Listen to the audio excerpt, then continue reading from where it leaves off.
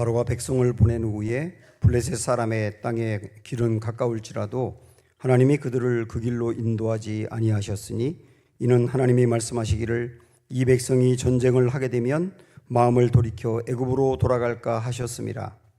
그러므로 하나님이 홍해 강의 길로 돌려 백성을 인도하심에 이스라엘 자손이 애굽 땅에서 대열을 지어 나올 때 모세가 요셉의 유고를 가졌으니 이는 요셉이 이스라엘 자손으로 단단히 맹세하게 하여 이르기를 하나님이 반드시 너희를 찾아오시리니 너희는 내 유고를 여기서 가지고 나가라 하였음이더라.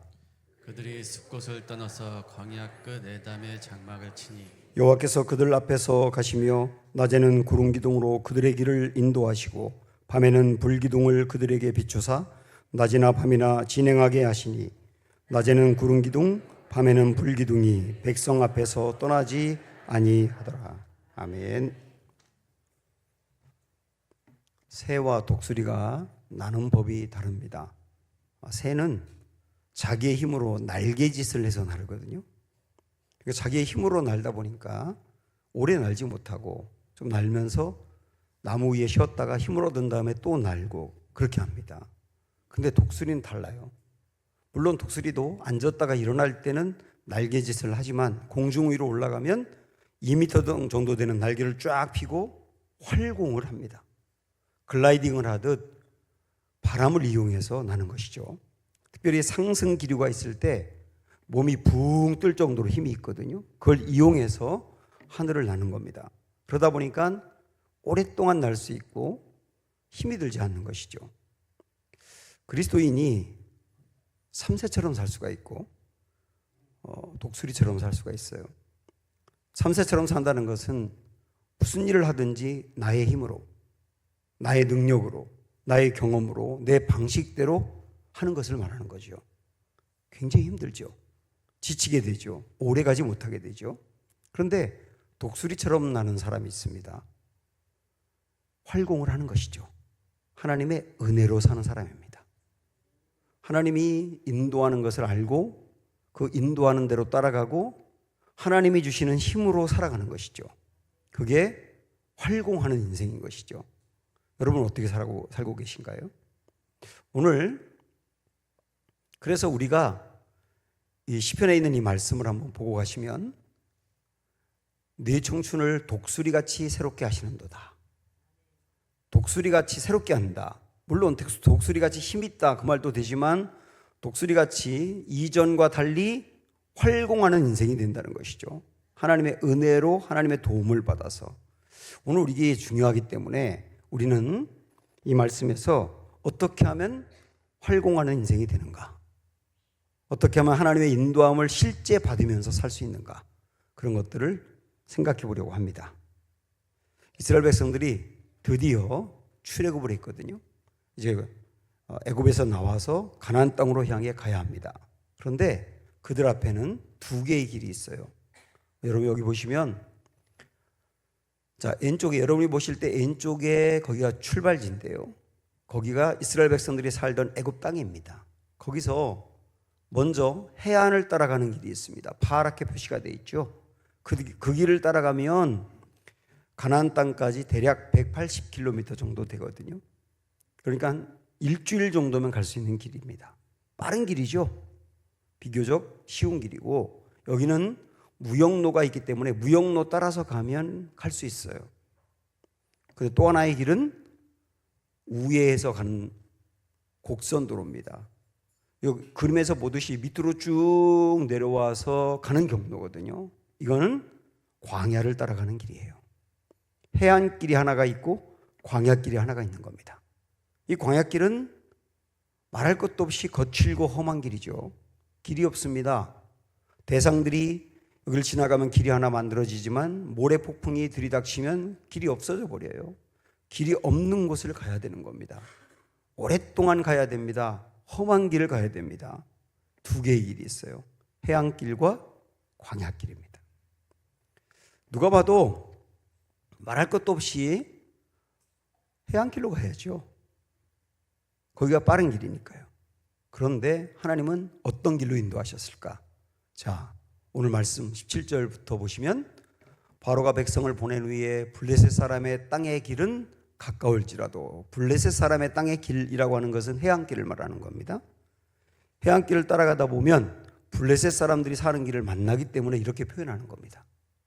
해안길은 가까울지라도 하나님이 그들을 그 길로 인도하지 아니하셨으니 이는 하나님이 말씀하시기를 이 백성이 전쟁을 하게 되면 마음을 돌이켜 애굽으로 돌아갈까 하셨습니다. 그러므로 하나님이 홍해의 광야길로 돌려 백성을 인도하셨다 그랬어요.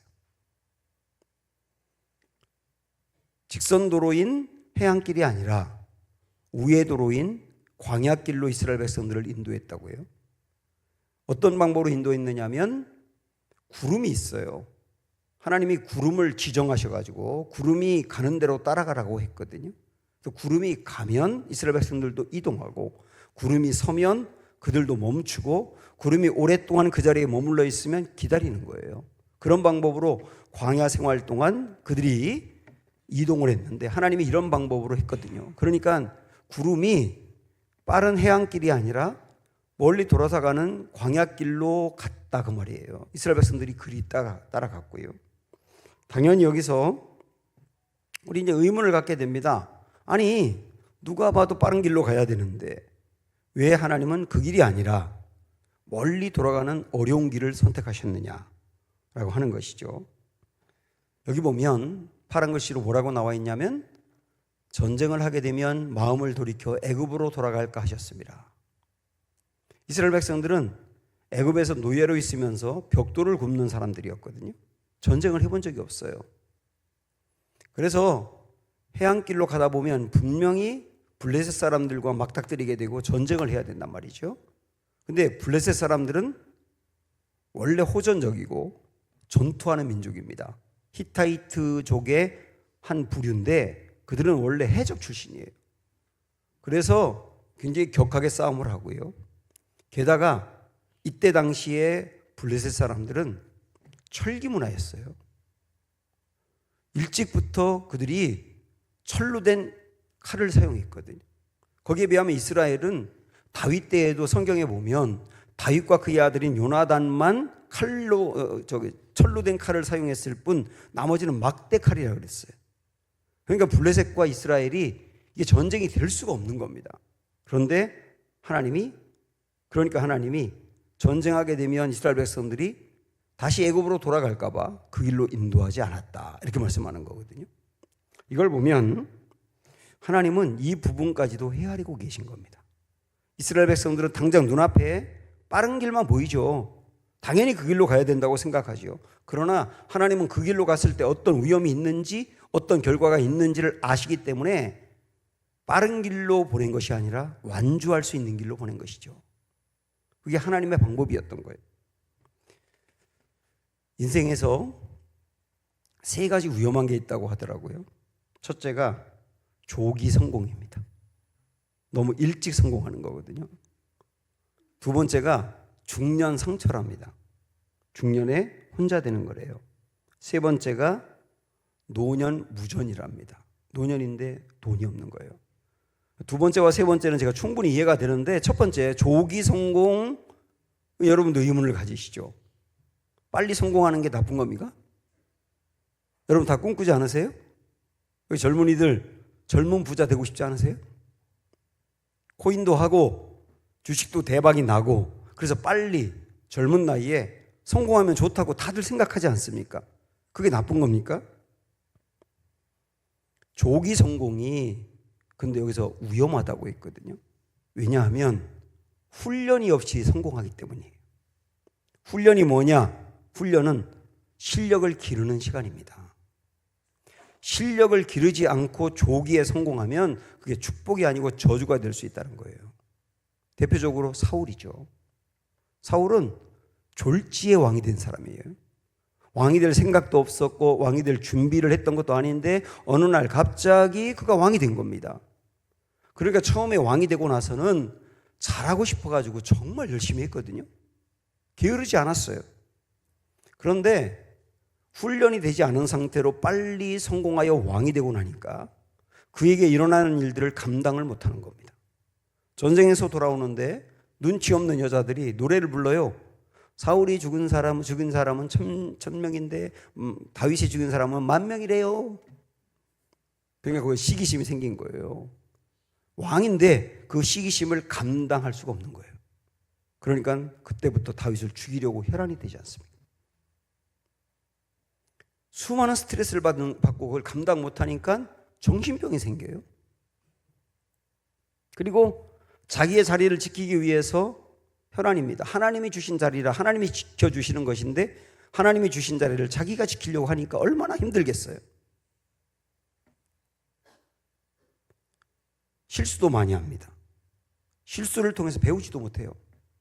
점점 실수하면 실수할수록 그의 인생은 추락하기 시작하는 거예요. 그러다 나중에 완전히 실패하지 않습니까?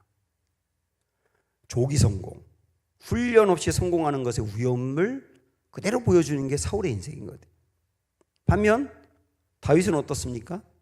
다윗은 13년 정도 사울에게 쫓겨서 죽을 고생하면서 도망 다녔어요. 이게 훈련의 기간이었거든요.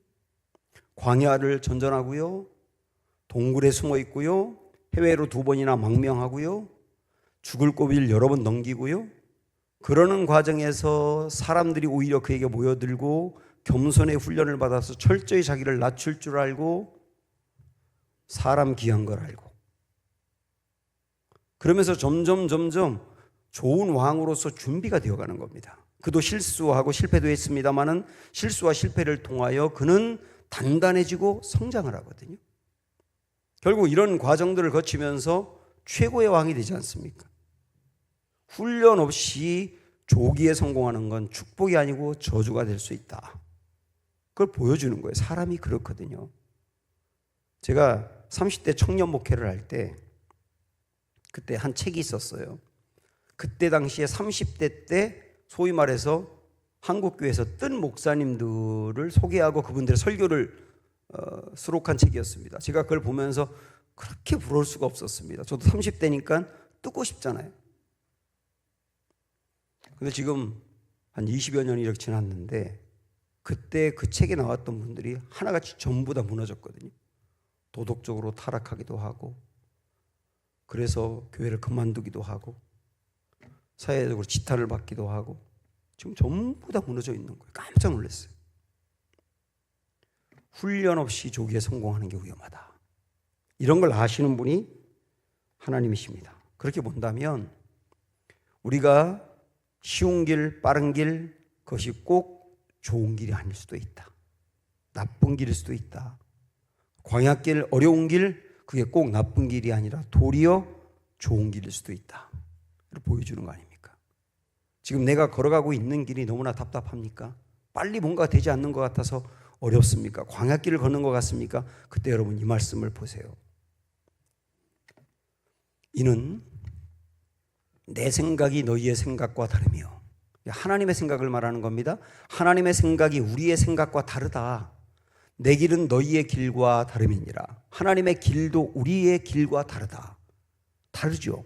그런데 다른 정도가 아닙니다. 그 다음 보시면 여호와의 말씀이니라. 이는 하늘이 땅보다 높음 같이 내 길은 너희의 길보다 높대요. 하나님의 길이 우리의 길과 다른 정도가 아니라 하나님의 길이 우리의 길보다 높대요. 그리고 하나님의 생각은 우리의 생각보다 높대요. 여러분, 높다는 게 무슨 말입니까? 더 좋다는 거예요. 더 바르다는 겁니다. 우리는 당장 내 눈앞에 있는 거가 제일 좋아 보이는 길이 있는데 그 길이 아니면 잘못된 길이고 틀린 길이고 나쁜 길이라고 생각하지만 하나님이 그 길로 인도하는 게 맞다면 좋은 길이다 이거예요. 더 좋은 길이다 이거예요. 이스라엘 백성들이 빠른 길로 갔을 때 전쟁하면 돌아올 것 같으니까 광야로 돌리면서 그들에게 훈련이 필요해서 강건한 사람으로 만들어야 되니까 하나님이 그 길로 인도했다. 이렇게 말씀하는 거 아닙니까? 지금 광야길을 가고 있다면 여러분 이 말씀 꼭 기억하세요. 여러분이 하나님이 인도하는 길에 저항해서 여러분 나름대로 가는 길인데 그 길이 광야길이라면 그건 잘못된 거예요. 그러나 하나님이 나의 길을 인도하는 게 맞고 내가 거기에 순종하고 따라갔는데 광야길이다. 그건 괜찮아요. 그건 좋은 길이 될 겁니다. 그래서 이 말씀 한번 보실까요? 또 바른 길로 인도하사 거주할 성읍에 이르게 하셨도다. 이스라엘 백성들을 인도한 것을 이렇게 압축하는 겁니다. 하나님이 이스라엘 백성들을 인도한 길이 어떤 길이라고요? 바른 길이었대요. 결국은 그게 바른 길이었대요. 하나님은 지금도 그렇게 역사하십니다. 그러나 솔직히 말씀드리면 광야길이 얼마나 어렵습니까? 우리가 설교할 때나 교회에서는 광야 그러면 긍정적인 의미만 얘기해서 그렇지 실제 광야를 걸으면 그보다 어려운 게 없어요. 광야길을 걷다 보면 나 혼자 뒤떨어진 것 같거든요. 나와 친구들, 나와 동년배 사람들이 이만큼 나가 있는데 나는 떨어진 것 같거든요. 그때 오는 두려움들이 있어요. 그리고 정말 이렇게 가다가 내 인생 실패하는 게 아닌가라고 하는 의구심도 들기도 하고요. 광야길을 걷다 보면 먹을 게 부족해요, 마실 게 부족해요, 모든 게 부족해요. 그때 자꾸 딴 생각이 드는 겁니다. 정말 하나님이 이 길로 인도하는 게 맞나? 이 길로 정말 갔을 때 잘 가는 길인가? 내 지금 엉뚱한 생각을 하고 있는 게 아닌가? 그런 생각이 듭니다. 이게 광야가 주는 고민이란 말이죠. 이스라엘 백성들도 분명히 그랬을 거예요. 그때 광야길을 걸으면서 흔들릴 때 굉장히 중요한 걸 붙잡아야 됩니다. 그게 뭐냐면 요셉의 유골이라고 하는 겁니다. 말씀을 보시면 이스라엘 자손이 애굽 땅에서 대열을 지어 나올 때에 모세가 요셉의 유골을 가졌으니 이는 요셉이 이스라엘 자손으로 단단히 맹세하게 하여 이르기를 하나님이 반드시 너희를 찾아오시리니 너희는 내 유골을 여기서 가지고 나가라 하였음이더라. 여기 요셉의 유골을 가지고 나갔다. 출애굽하면서 광야길로 들어서면서 요셉의 유골을 가지고 갔다는 말을 일부러 강조하지 않습니까? 성경에서. 요셉은 출애굽하기 360년 전에 죽었거든요. 그때 그가 죽으면서 유언을 했습니다. 반드시 하나님이 우리를 찾아와서 아브람과 이삭과 야곱에게 맹세한 땅으로 우리를 인도할 거야. 그때 내 유골을 꼭 가져가. 그렇게 유언을 했습니다. 우리 한번 성경 창세기 보시면 그랬잖아요. 요셉이 그의 형제들에게 이르되 나는 죽을 것이나 하나님이 당신들을 돌보시고 당신들을 이 땅에서 인도하여 내사 아브람과 이삭과 야곱에게 맹세하신 땅, 가나안 땅이죠. 그 땅에 이르게 하시리라. 이럴 날이 분명히 올 거다. 360년 전에 죽으면서 얘기했단 말이죠. 우리가 살아야 될 땅은 애굽이 아니고 가나안 땅이야. 하나님이 그 땅으로 우리를 인도할 날이 반드시 올 거야. 그러면서 25절에 보면 이렇게 얘기했어요. 그 다음 보세요. 올려보세요. 요셉이 또 이스라엘 자손에게 맹세시켜 이르기를 하나님이 반드시 당신들을 돌보시리니 당신들은 여기서 내 해골을 메고 올라가겠다 하라 하였더라. 죽으면서 맹세해. 너희들 여기서 나가게 될 텐데 후손들 나가게 될 텐데 그때 내 유골을 꼭 가지고 가겠다고 맹세해. 그 말을 듣고 죽었단 말이에요. 모세는 요셉이 했던 이 말을 기억해서 출애굽을 할 때 요셉의 유골을 가지고 갔다. 이 말씀을 기억합니다. 강조합니다. 그러면 한번 생각을 해보십시오. 출애굽을 해서 광야길을 걸을 때 요셉의 유골은 어떤 역할을 했을까요? 단지 그의 유골을 그냥 그거 가지고 가는 것으로 끝났을까? 그의 유골은 이런 겁니다. 정말 광야길을 걷는데 힘들고 어려울 때 우리가 정말 이렇게 가다가 가나안 땅에 갈 수 있을까? 하나님이 정말 우리를 인도하는 게 맞을까? 그때 요셉의 유골을 보는 거죠. 그러면 요셉의 유골을 볼 때 요셉의 유골이 이렇게 말하는 겁니다. 보세요. 하나님이 약속하셨습니다. 우리를 반드시 가나안 땅으로 인도한다고. 당신들은 지금 힘들어도 하나님은 꼭 이 약속대로 우리를 가나안 땅으로 옮기실 겁니다. 하나님의 말씀은 살아있습니다. 이걸 보여주는 거예요. 요셉의 유골이라고 하는 게. 그래서 요셉의 유골을 보면서 광야길을 갈 수 있는 힘이 생기는 것이죠. 하나님의 약속의 말씀이 있기 때문에. 주님은 지금도 요셉의 유골이 중요하다고 말씀하세요. 우리들에게 말이죠. 요셉의 유골이 뭐냐? 광야길을 걸어갈 때 힘들고 어려울 때 우리가 붙잡아야 될 말씀을 말하는 겁니다. 요셉의 유골은 뭐라고요? 말씀이라고요.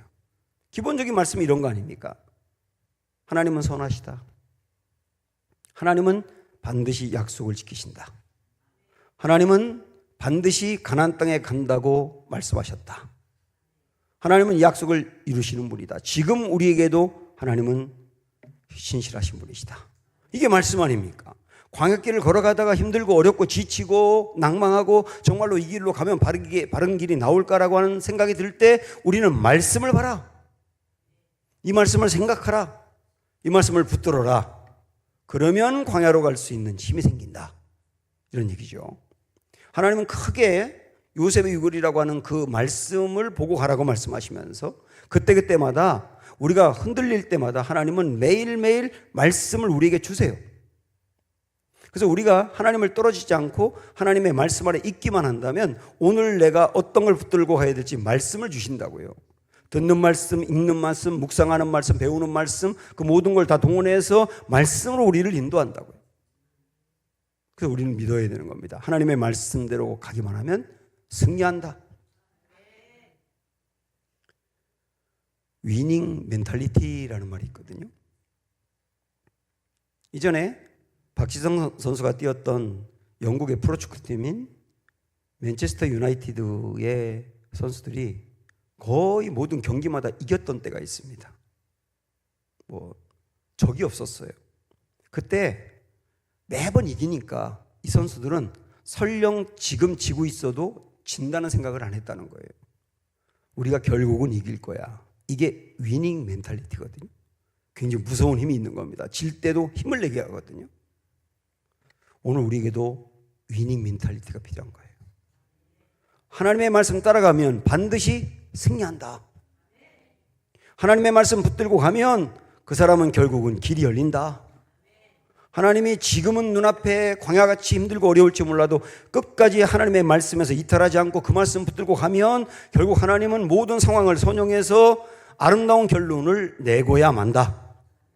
이걸 굳게 믿는 게 위닝 멘탈리티로 살아가는 거예요. 대서양 옛날에 건너던 그 배들이 그 선장이 2개의 나침판을 두었다고 합니다. 하나는 조타실에 두는 겁니다. 그 선장이 있는 그 배를 이렇게 이끌어가는 핵심적인 곳이죠. 그 조타실에 하나를 두고 또 하나는 돛대 위에 달았다는 거예요. 어떤 사람이 물어봤대요. 아니 나침판을 왜 2개를 답니까? 그러니까 선장이 이야기합니다. 조타실에 있는 나침판은 가까워서 보기에 편합니다. 그런데 조타실에는 많은 일들이 일어나기 때문에 나침판이 상황에 영향을 받을 수 있습니다. 그런데 돛대 위에 달아놓은 나침판은 멀리 있어서 보기는 어렵지만 상황에 영향을 받지 않기 때문에 안전합니다. 그러면서 이 중요한 말을 합니다. 조타실에 있는 나침판은 참고만 하고 돛대 위에 있는 나침판은 전적으로 신뢰합니다. 이게 그들이 항해하는 방식이라는 거예요. 우리 인생에도 나침판이 2개가 있거든요. 하나는 조타실 위에 있는 나침판인데 그게 우리에게 뭘까요?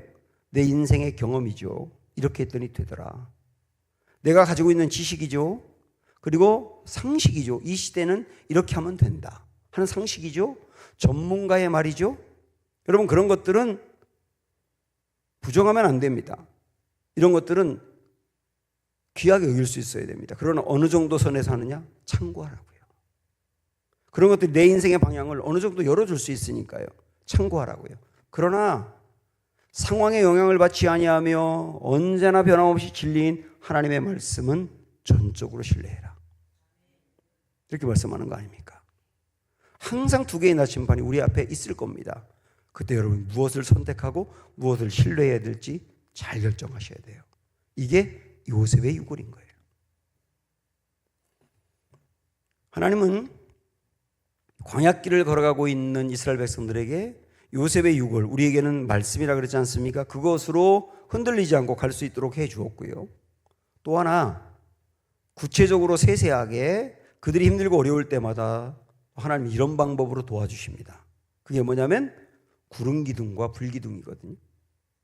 말씀을 보시면 여호와께서 그들 앞에서 가시며 낮에는 구름 기둥으로 그들의 길을 인도하시고 밤에는 불 기둥으로 그들에게 비추사 낮이나 밤이나 진행하게 하시니 낮에는 구름 기둥 밤에는 불 기둥이 백성 앞에서 떠나지 아니하니라. 구름 기둥과 불 기둥이 있습니다. 광야는 낮에 엄청나게 더워요. 가끔 사막 체험이라고 하는 프로그램이 있는데 사람들이 거기 신청합니다. 그러면 사막에서 하루 종일 있을 것 같아가지고 기대하는 거죠. 그런데 막상 사막에 딱 내려놓으면 30분을 넘기는 사람이 거의 없어요. 기본적으로 영상 40도 이상. 내리쬐는 그 햇빛이 어마어마하고요. 피할 데가 없거든요. 그게 광야입니다. 그게 광야 낮의 모습입니다. 이스라엘 백성들이 그렇게 간 거예요. 거기를. 어떻게 갈 수 있겠어요? 근데 하나님이 이 낮에 구름 기둥으로 인도하셨다 그랬어요. 구체적으로 이게 뭘까요? 아마 거대한 큰 구름이 이스라엘 백성들이 있는 곳 위에 이렇게 햇빛을 가려가지고 거기에 그늘을 형성해 주신 것이죠. 그래서 그늘 밑에 있기만 하면 온도가 뚝 떨어져가지고 시원하거든요. 갈 수 있거든요. 그게 구름 기둥이에요. 밤에는 광야가 영상 낮에 40도 정도 됐던 곳이 영하로 떨어져요. 그러니까 하루의 온도차가 40도 이상입니다. 어떻게 견디겠어요? 굉장히 춥죠. 게다가 추위만 있는 게 아니라 밤에 칠흑같이 어둡거든요. 캄캄해가지고 바로 옆에 있는 것도 보이지가 않아요. 그때 사람은 굉장한 두려움을 느낀답니다. 공포를 느끼는 거죠. 그때 하나님이 불기둥으로 역사하신 거예요. 훈풍을 불게 해서 밤에도 그들이 살만하게 하고 빛을 비추어서 캄캄하지 않도록 이끌었다. 여기 그렇게 나오잖아요. 구름 기둥이 하나 있고 불 기둥이 하나 있고 두 개의 기둥이 있는 게 아니라 낮에는 하나님이 구름 기둥으로 밤에는 불 기둥으로 그렇게 역사하신 거예요. 결국 구름 기둥과 불 기둥은 무엇을 이야기하느냐? 생존이 불가능한 데서 하나님이 생존할 수 있게 하셨다는 증거예요. 이게 구름 기둥과 불 기둥으로 역사하신 거거든요. 여러분 그런 거 없으셨어요? 지금까지 살아온 날들을 가만히 생각을 해보면 그때 그 결정적인 위기, 사랑하는 사람이 떠나기도 했고 완전히 사업하다 망해가지고 아무것도 없고 아이들로 인하여 처절하게 고통 가운데 매일 밤을 새고 그랬던 때가 있었잖아요. 정말 생존이 어려웠던 때잖아요. 그런데 그때도 하나님은 그걸 헤쳐나가게 하셨어요. 그리고 지나가 봤더니 그때 구름 기둥이 있었구나. 그때 불 기둥이 있었구나. 오늘 한번 이번 주에 목장 모임을 가질 때 목자들께서는 이렇게 한번 인도해 보세요. 지금까지 내 인생에서 하나님이 역사하신 구름 기둥이 뭐였고 불 기둥이 무엇이었느냐. 다 있습니다. 앞으로도 있을 겁니다. 하나님이 그런 방법으로 역사하신단 말이죠. 또 하나 구름 기둥과 불 기둥은 무엇을 말하느냐. 하나님과 동행하기만 하면 광야길에도 전진이 가능하다. 그걸 보여주는 겁니다. 전진할 수 없는 길인데 하나님과 동행하기만 하면 전진할 수 없을 것 같았는데 광야길도 결국은 전진한다 이거예요. 그래서 광야 같은 인생을 걸어가고 있는 분들이 내 인생 이렇게 더 이상 앞서가지 못할 거다. 여기서 끝났다라고 생각하는데 웬걸요. 나중에 가봤더니 하나님과 동행하기만 하면 와 그래도 많이 와 있네. 그런 걸 느끼는 거거든요. 21절 말씀을 한번 돌려보실래요? 여기 끝에 보면 낮에는 구름 기둥 밤에는 불 기둥이 백성 가운데서 앞에서 떠나지 않았다 그랬어요. 구름 기둥과 불 기둥이 떠나지 않았다. 언제나 그들과 함께 했다. 우리에게 하는 말씀 약속 아니겠어요? 구름 기둥과 불 기둥이 절대로 우리를 떠나지 않는다. 이따금 역사하는 게 아니라 늘 함께 한다예요. 이스라엘 백성들은 못된 짓도 많이 했습니다. 원망, 불평 많이 늘어났고요. 우상 숭배도 했고요. 지도자인 모세를 받아들이지 않고 저항하고요. 많은 문제가 있었는데 성경을 아무리 읽어봐도 그들이 문제가 많다는 이야기는 있었지만 그렇다고 해서 구름 기둥과 불 기둥이 더 이상 임하지 않고 떠나갔다는 말은 없어요. 만나도 마찬가지 그들에게 내린 만나가 그들이 못된 짓 하면 더 이상 멈추었다 이런 말씀도 없어요. 계속 내리는 겁니다. 부족하지만 계속 내리는 겁니다. 왜요? 떠나지 않겠다고 약속했으니까 우리의 인생에도 광야길에도 이 은혜가 계속 있을 것이다. 오늘 우리에게 약속으로 주시는 거예요. 지금까지 우리는 때로 하나님은 빠른 길이 아니라 돌아가는 광야길로 인도하실 때도 있다. 그러나 그게 결국은 좋은 길이다. 그러나 그 길은 힘든 길이다. 그럴 때마다 요셉의 유고를 봐야 한다. 하나님의 말씀을 봐야 한다. 그러면 광야를 갈 수 있는 힘이 생긴다. 하나님의 말씀은 승리한다는 위닝 멘탈리티가 필요하다. 그리고 매 순간순간마다 하나님은 구름 기둥과 불 기둥으로 우리의 길을 인도해서 광야도 가게 하신다. 이렇게 말씀드렸잖아요. 이 은혜를 이스라엘 백성들은 계속 누린 거예요. 이게 활공으로 사는 길이거든요. 자기의 힘으로가 아니라 하나님의 은혜로 사는 길이거든요. 광야 생활하는 동안 내내 이스라엘 백성들은 이 은혜를 누리며 살았어요. 그런데 여기서 고민이 하나 있어요. 뭐냐면 아니 이런 은혜를 그렇게 많이 받았는데 이스라엘 백성들은 왜 이렇게 믿음이 성장하지 않았느냐는 거예요. 그렇지 않습니까? 끊임없이 하나님의 은혜를 계속 받았는데 그 정도 되면 믿음이 쑥쑥 성장해야 맞는 것 같은데 도무지 믿음이 성장을 안 하는 거예요. 왜 그럴까요? 우리도 마찬가지입니다. 하나님의 은혜로 사는 사람인데 늘 머물러 있어요. 몇 년이 지나가도 늘 그 상태일 수 있다는 거예요. 왜 그럴까요? 어쩌면 이거 아니겠습니까? 익숙함의 오류라고 하는 거예요. 늘 은혜를 받으니까 은혜가 당연한 거로 여겨진 것이죠. 이게 익숙함의 오류라고 하는 겁니다. 이런 사람 있습니다. 그 사람에게 호의를 계속 베풀면 권리인 줄 압니다.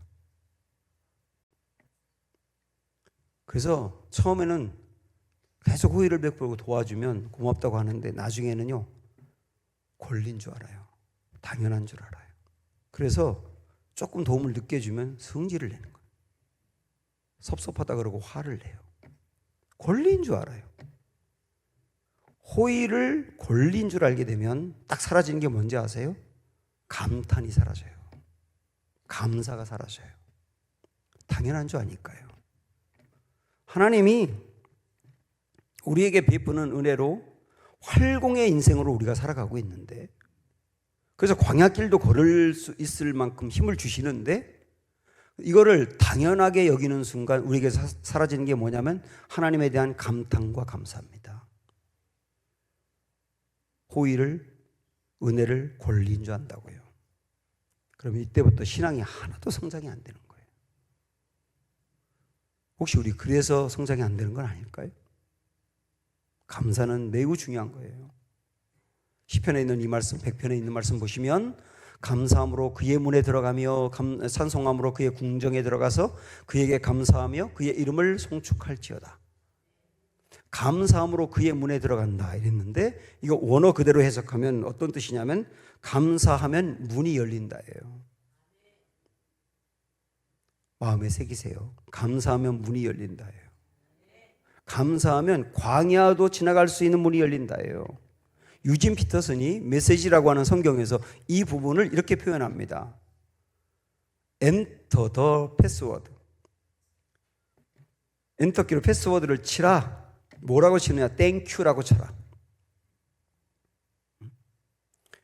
그러면 뭡니까? 문이 열린다는 얘기죠. 쉽게 말씀드리면 문이 열리는 패스워드가 땡큐라는 거예요. 문이 닫히는 패스워드는 불평이거든요. 근데 문이 열리는 패스워드가 감사다 그 얘기예요. 그렇지 않습니까? 하나님이 광야길도 걷게 하는 은혜, 독수리같이 활공할 수 있도록 베풀어 주신 은혜 늘 기억하시고 거기에 대한 감사가 넘치셔서 이 힘으로 광야의 문도 열려서 지나갈 수 있는 은혜가 있기를 축원합니다.